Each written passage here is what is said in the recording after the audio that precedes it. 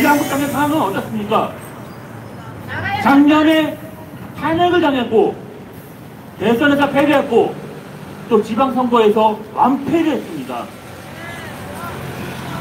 뒤로 자빠졌는데 코피가 흘렸는데 이거 완전히 코피도 그냥 코피가 아니라 쌍코피가 터진 것입니다.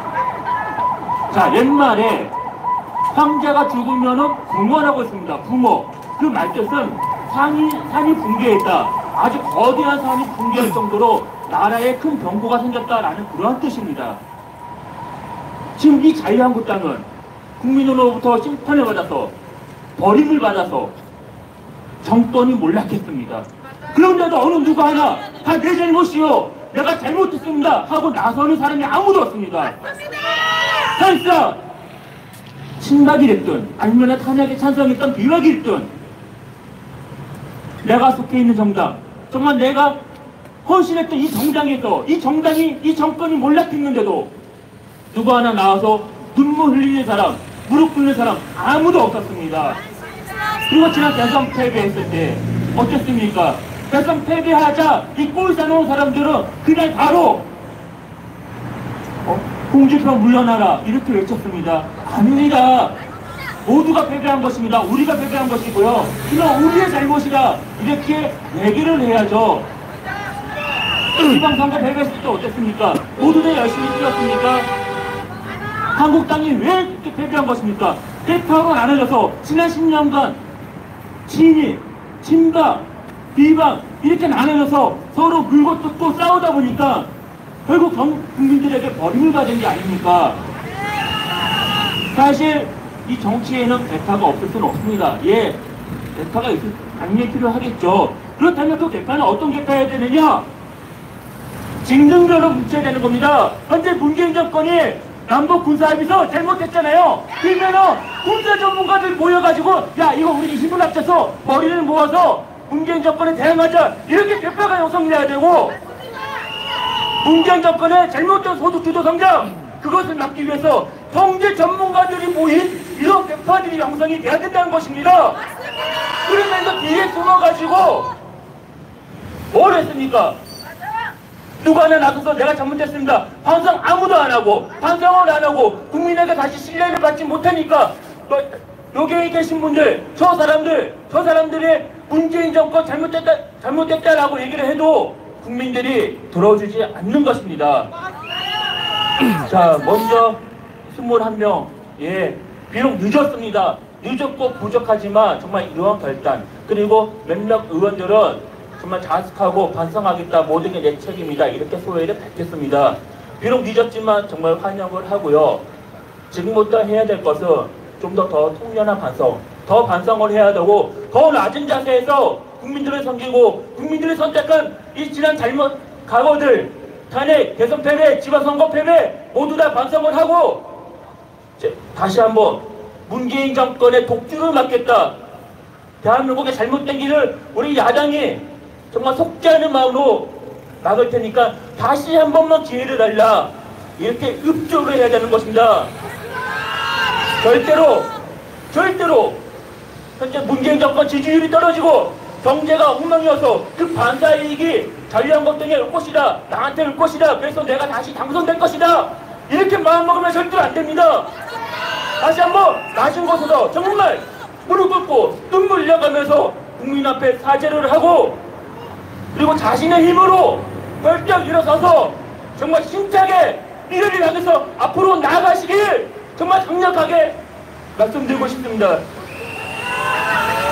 네, 예, 맞습니다. 지금 우리는 우리의 이 외침이 자유한국당 각 당직자 의원님들 더 나가서 비대위까지도 분명히 전달이 되리라고 봅니다.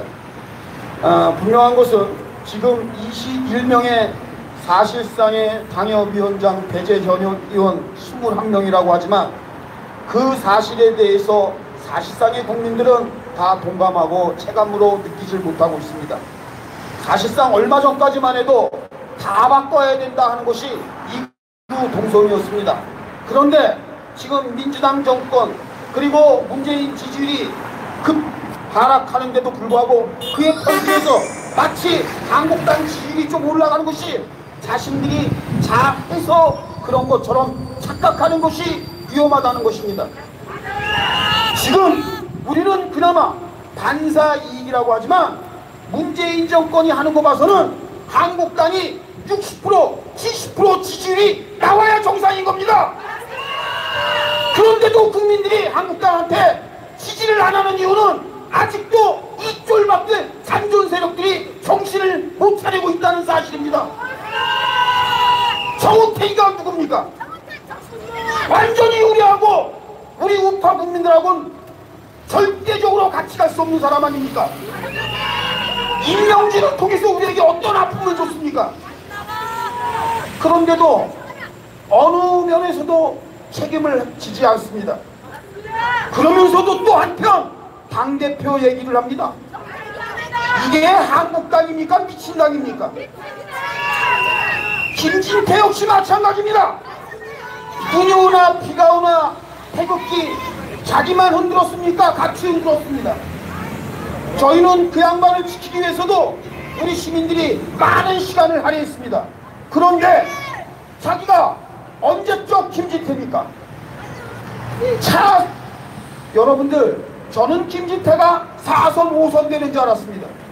이번에 윤상현 의원과 함께 자그마치 5선의 원희철 의원이 배제 명단에 들어갔습니다. 그래도 스스로 자인했습니다. 인정한다고 했습니다. 그런데 김진태 의원 재선 의원입니다. 자기 춘천 지역구 완벽하냐고 물었을 때 김진태 의원이 뭐라고 할 수 있겠습니까? 그런데도 지금 엉뚱한 데 다니면서 더 나가서 대선 후보 정말 가문의 영광 아닙니까? 한국당이고 정권이 무너지니까 그러한 가문의 영광을 얻을 수 있었던 거 아닙니까? 역사상 건국 이래 재선을 했던 국회의원, 우리 국민들이 잘 알지도 못했던 분이 제1야당의 대선 후보 당내 결선 투표까지 갔습니다. 그런데 뭐가 부족해서 거기서 홍준표에게 고배를 마셨다는 이유로 사적 감정을 앞세워서 우리는 미우나 고우나 한국당 후보이기 때문에 우리는 지지했습니다. 우리는 홍준표가 절대적이라서 찍어준 건 아닙니다. 그런데 당연히 한솥밥을 먹는 같은 원내에 있는 한국당 내 국회의원이 대선 후보, 자당의 대선 후보를 위해서 어느 움직임도 없었다는 것은 이 자체가 해당 행위 아닙니까? 그리고 당대표 체제 망하라고 망하길 바라고 6.13 지방선거에서 어느 누구도 돕지 않았지 않습니까? 망하고 쫓겨가니까 사퇴하고 가니까 누구보다 제일 좋아했지 않습니까? 첫 번째 조원진이가 좋아했고 두 번째 김진태가 좋아했지만 조원진은 욕할 필요가 없습니다. 조원진은 남의 당입니다. 남의 당 대표니까 좋아하는 건 당연한 겁니다. 그렇지만 김진태는 그렇지가 않지 않습니까? 물론 김진태를 아직도 땡목적으로 지지하는 분들이 많이 계시겠지만 저는 이 자리에서 분명히 땡처럼 판단을 요구하는 겁니다. 잘한 건 잘한 거고 못한 건 못한 거고 해선 안 되는 짓은 안 되는 겁니다. 이번 김병준 비대위원장은 이 당협위원장 배제 명단에 분명히 우리가 요구하는 대로 추가돼야 될 인물들을 한 명도 빼지 말고 형평성에 맞춰서 다 집어넣어야 됩니다. 나경원에 흩어지면 안 된다는 것은 그야말로 쾌변입니다. 나경원 자체가 사실상의 문제합니다. 문제야. 과거 탄핵 추적을 얘기할 때 제가 한번 여러분들 옛날 기억을 더듬어 드리겠습니다. 자, 첫째 김무성, 유승민, 세 번째 나경원 아닙니까? 근데 갑자기 나경원을 슬쩍 뺍니다. 어디서? 남의 당에서. 남의 당에서 우리 당 탄핵 추적을 10조 5조 지들이 만들어갖고 뺐다 넣었다 하면서 거기다가 나경원이 빼고 정진석이 갖다 집어넣습니다. 여러분들, 우리 한국당 문제에 대해서 왜 우리 한국당이 똥 싸는데 남의 당에서 지들이 힘줍니까? 남의 당은 이 시각 이후로 우리도 무시하는 거고 그 집은 그 집 구석은 자기네가 잘 살면 되는 겁니다. 서로 잘 되길 바라면 되는 겁니다. 그런데 김진태 아니지 않습니까? 아직까지 우리 집구석에 남아있으니까 김진태는 우리가 당연히 문제 삼아야 되는 겁니다. 아울러서 어느 누구든 한국당에 대해서 선당 후사의 개념으로 애당심이 없는 사람은 다 내보내야 됩니다. 애당심이 없이 왜 남아있습니까? 왜 한국당 그늘 속에 숨어들어오는 겁니까? 당을 사랑하는 마음이 없고 당에 대한 애착심이 없는데 무엇 때문에 한국당에 잔류하려고 그러는 겁니까? 김병준 비대위원장께서는 얼마 남지 않았습니다. 2월달 전당대회 전에 분명히 해주고 가셔야 될 것이 있습니다. 이 암세포들은 어떻게든 남아있으면 훗날 2016년도 겨울과 같은 탄핵 정국을 다시 만든다는 사실입니다. 이 나라에 야당이 바로 서야 나라가 삽니다. 야당이 바로 서야 한국당이 살아야 대한민국이 사는 겁니다. 김병준 비대위원장은 한국당을 바로 잡아놓으면 그것이 애국입니다. 이것은 자위의 개념이 아닙니다. 대한민국을 위해서 한국당을 바로 세우고 나가야 될 것입니다. 다음은 우리 젊은 기수입니다. 청와대 대표인데 이 친구도 한국당에 많은 의원님들과 개별 인터뷰를 가장 많이 한 친구입니다. 의원님들에 대해서 누구보다 많이 하는 친구입니다. 직접 이 자리에서 그러한 의원들에게 한국당에게 바라는 말을 직접 전해보도록 하겠습니다. 너무 많은 말씀을 하셔가지고 제가 이제 긴 얘기는 할 필요가 없을 것 같습니다. 제가 말씀드리고 싶은 것은 사실 대한민국에 이런 말씀이 있습니다. 싸움 구경만큼 재밌는 게 없다, 이런 말이 있습니다. 근데 이 말이 이 정치권에서는 통하지 않는 것 같아요. 이 정치권 싸움만큼 국민들이 정말 보기 싫어하는 것도 없습니다. 지난 총선 때 어땠습니까? 새누리당이 180석 가질 수 있다, 이런 말이 많이 나왔습니다. 하지만 진박 타령, 박타령하면서 새누리당이 총선에서 참패했습니다. 왜 참패했습니까? 지들끼리 싸우는 거 보기 싫다, 이겁니다. 아무리 옳은 얘기를 해도 국민들 입장에서는 정치권에서 같은 편끼리 싸우는 모습 정말 보기 싫다, 이겁니다. 근데 그랬으면은 반성을 해야 되는데 이 새누리당, 자유한국당은 아직도 이런 모습을 보이고 있습니다. 이번에 자유한국당 원내대표 선거 결과는 저는 자신들의 배지를 유지하기 위한 그런 야합의 결과라고 저는 생각합니다. 아니 정말 싸워야 될 때는 안 싸우고 안 싸워야 될 때는 싸우고, 이게 지금 오늘날의 자유한국당의 모습입니다. 저는 특정 계파를 욕하려는 게 아닙니다. 홍문정 의원 그리고 정우택 의원 특정 계파를 제가 비판하는 게 아닙니다.